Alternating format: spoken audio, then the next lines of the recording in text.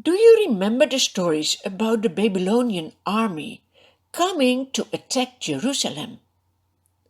The story of today is about that time again. Do you see the soldiers coming? In the city Jerusalem lives a young man. His name is Daniel. God has given so many warnings to the people, but the people ignore God's warnings. That is why God allows the enemies to come. Daniel and all the other people are trapped in the city. The Lord allows the Babylonians to take the city. The soldiers destroy the whole city. They even plunder the temple of God.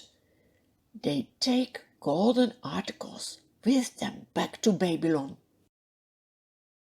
The Babylonians also take away a lot of people, especially from the royal family. Among them is Daniel. After a long trip, they arrive in Babylon. There King Nebuchadnezzar orders his chief of staff to select from the prisoners the very best of the young men from royal and noble families.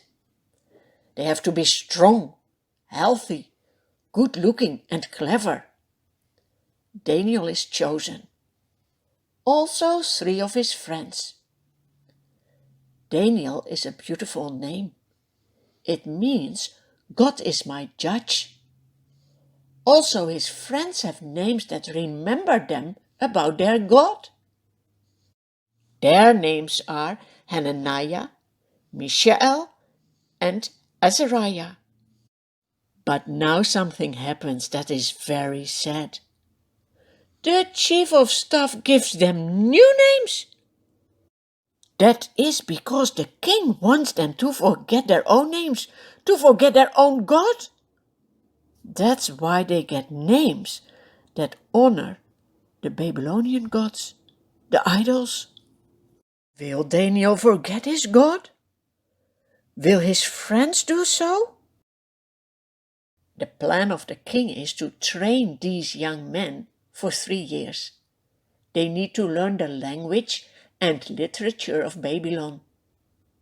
They will get nice food and wine from the king's own kitchen.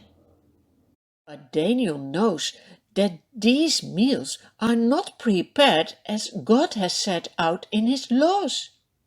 He doesn't want to eat food that is forbidden by God.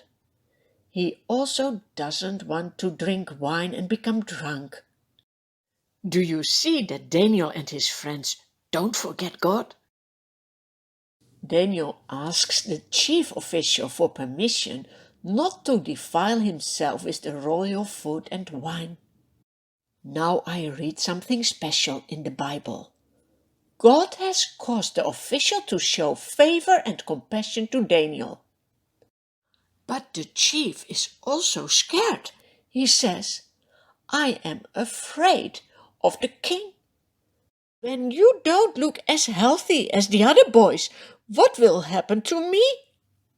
Daniel answers, Please test me and my friends for 10 days. Give us only vegetables to eat and water to drink. Then compare us with the other young men who eat the royal food. And treat your servants in accordance with what you see. Then the chief of staff agrees. So for 10 days Daniel and his friends are only eating vegetables and drinking water, while the others are eating the king's food and drinking wine.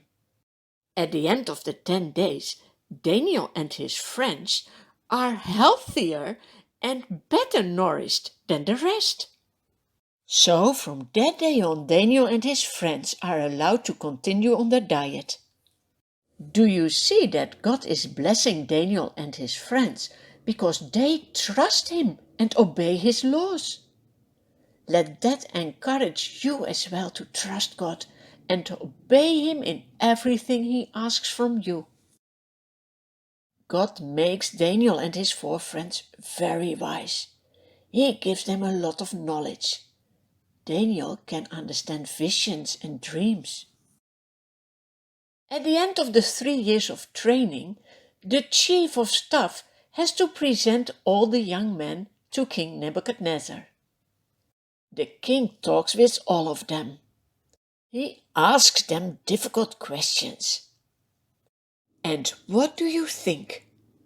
The king finds Daniel and his friends 10 times better than all the magicians and wise men in his whole kingdom.